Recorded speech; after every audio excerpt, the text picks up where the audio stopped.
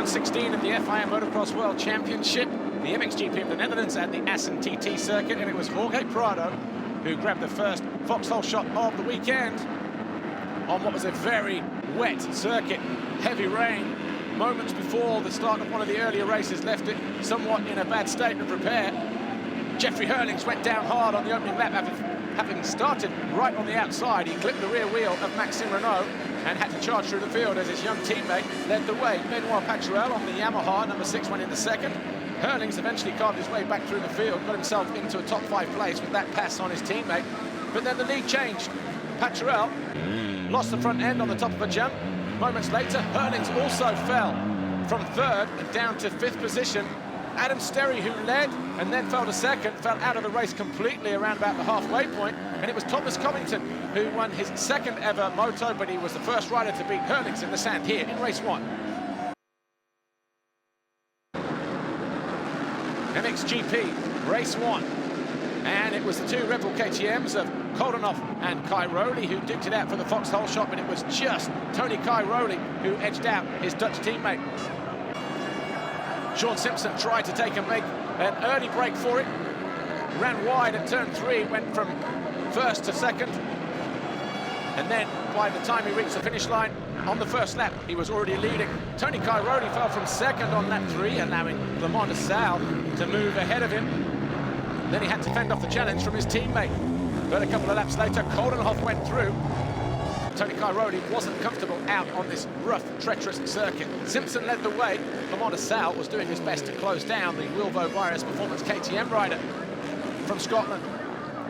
De Sal looking good on that Monster Kawasaki, but it was Sean Simpson who took his first race win of the year. De Sal 2nd, Koldenhoff, Kai Rowley, Van Horby in top 5.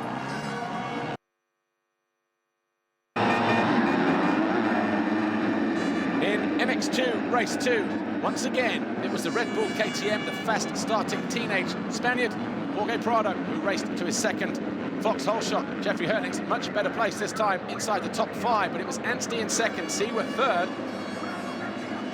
As they charged down into turn 3, Adam Sterry was well placed as well, just like he was in moto number 1. Anstey made a mistake over on the right-hand side whilst challenging Prado for the lead. That allowed Jeffrey Herlings up in the 2nd place. But his teammate, Prado, didn't make it easy for Herlings, challenged him on several occasions. And eventually, Jeffrey Herlings did go through on lap 8, but he wasn't happy that his teammate was getting involved in the championship fight.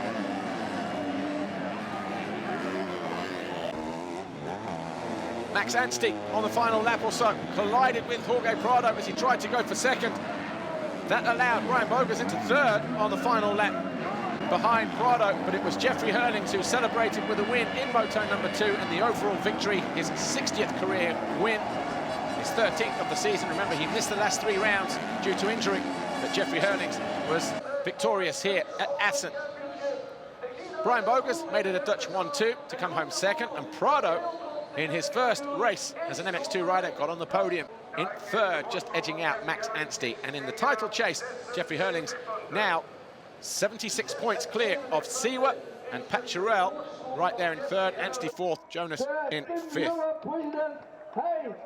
But after a rocky start, Jeffrey Herlings not finishing the qualifying race and having a tough first moto, wrapping it up here with a win in moto number 2.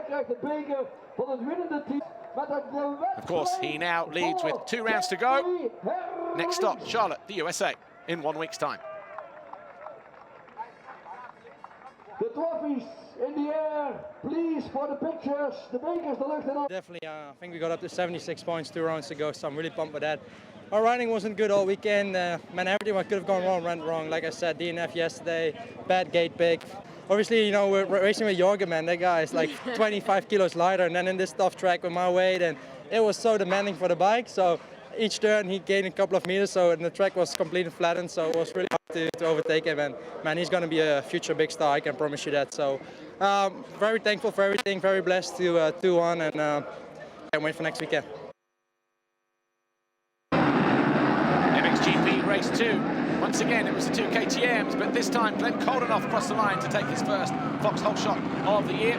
Kai Rowley right there behind him in 2nd. Simpson and Paulin fell at turn 1. Simpson would come in for running repairs at the end of the lap as well, as Koldenhoff tried to pull clear.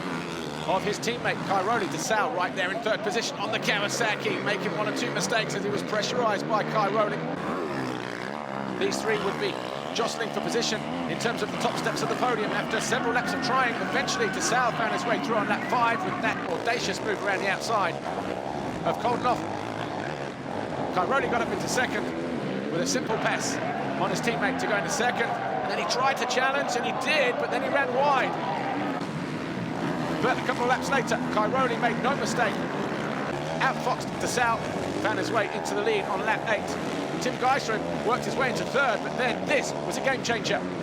Got pitched out of the seat, was out of control, launched his bike out of the track. He picked it up, he had a broken throttle cable and broken front brake, and Geiser would not finish the race.